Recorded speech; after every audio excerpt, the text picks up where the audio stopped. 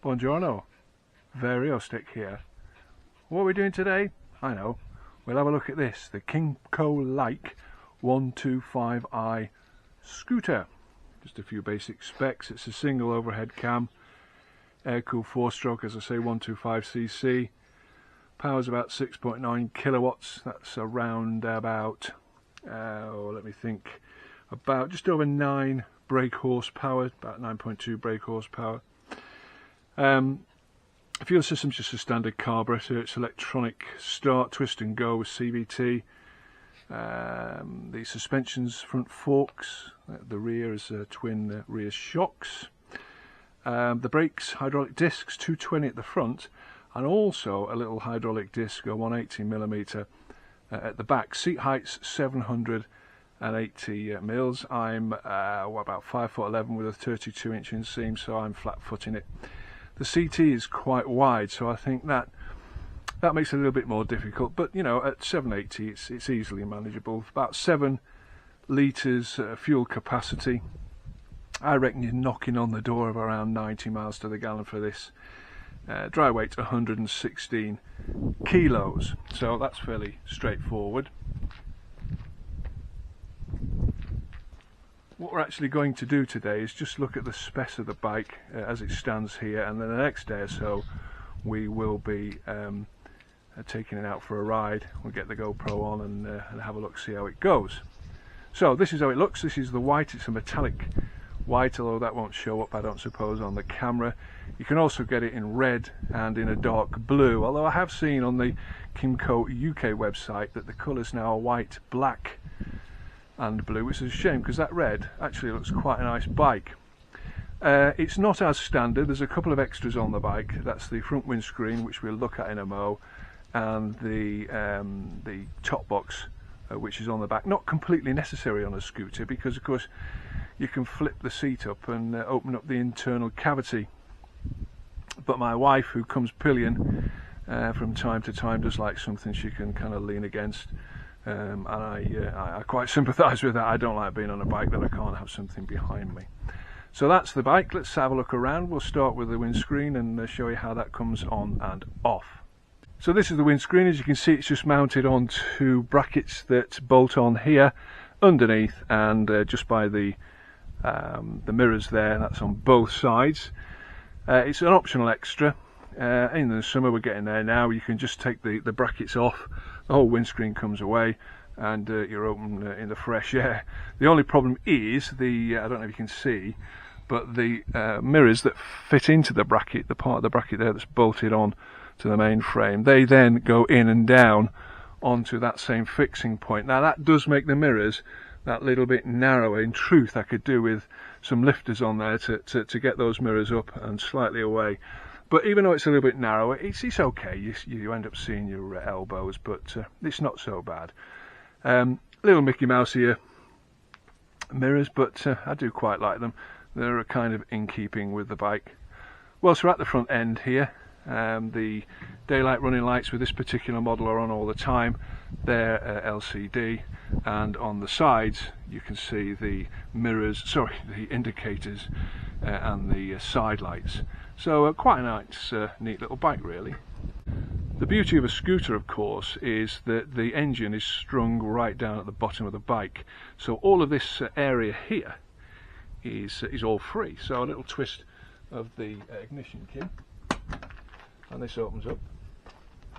In here you can get a full face helmet, all your shopping, whatever you want to pop in there, and it's a really useful place to put all your bits and bobs. As I say, this particular bike has an optional extra. This is the Kymco top box. You can get a helmet in there as well, actually. It's not on the same key, so you do end up having 2 keys on the key ring, but you can put a full helmet in there, one in there, so the 2 of you go out for the day. You've got plenty of storage. But like I say, my wife does appreciate the fact that she's got something to lean against, which makes life a little bit safer. Although it can be seen from the photographs here that this particular grab rail, one on the other side, very useful, nice and sturdy, something to grab hold of. But that top box does just give you a little bit more comfort whilst riding. The bike itself has some additional storage. just push this little button here if I can. There we go. Drop that down. I don't know if you can see in there, but the other side there is a charging point. We'll have a look at that in a minute. So you can charge your phone up as you're going along, and some useful storage in here. I quite often just drop my wallet into that. It does have a rubber seal on, so I guess it is showerproof. I've certainly never had a problem with water getting in there, but it's very useful indeed. So far as the controls are concerned, well, it's a basic scooter, isn't it? You've got lights, high and low beam, indicators here, left and right cancel, and the horn. On the other side, you've got the ignition, start, twist and go. Dead simple.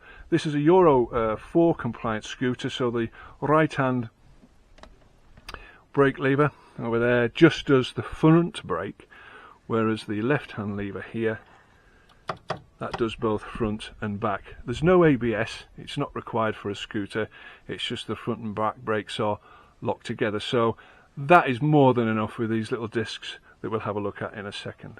As you can see, the discs at the front here, little telescopic forks. The suspension actually isn't that bad. It's not at all crashy or bashy. It's adequate for what you're doing. Two people up, it tends to bang it once or twice if you hit a bit of a pothole, but by and large it's fine. The discs front and back are absolutely brilliant. I've had occasion at least once to apply a kind of an emergency stop, and providing you're using the left hand lever, the bike stops on the spot. It's brilliant. These are the lights I was talking about before. They're both your indicators and your side lights. Out here they are anyway. I don't know about the UK spec bike, but a smart turnout all in all. Starting the bike's concerned, dead simple really. Just turn the key, wait for your instrument cluster to clear. On there you get obviously an auto, different modes of auto in actual fact. You get a voltage meter, external temperature and a clock, as well as your speedometer. All your turning indicator lights are there, service, high beam, etc, etc, quite well spec'd. You just pull in either side, any brake lever, and off she goes. Just make sure that the back wheel's off the tarmac when you do that, of course, because this particular bike is permanently in gear. It's just a twist and go. Nice and simple, nice and easy to use.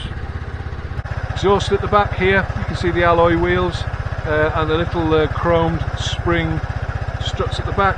Nice and simple. Looks very pleasant in actual fact. So that's the Kymco Like 125i Euro 4 scooter. Nice simple bike. It comes with a 3-year guarantee if you get Kymco to service it at one of their authorised dealers, or if you do it yourself you go back to a 2-year warranty. But it's dead simple. You're going to change the oil, clean the air filter, tension the belt. That's dead simple. The rest is just the kind of normal checks you do on any bike really. Tyres, brakes, just make sure it's not dripping any coolant and the rest of it. But simple, single pot 125, single overhead cam.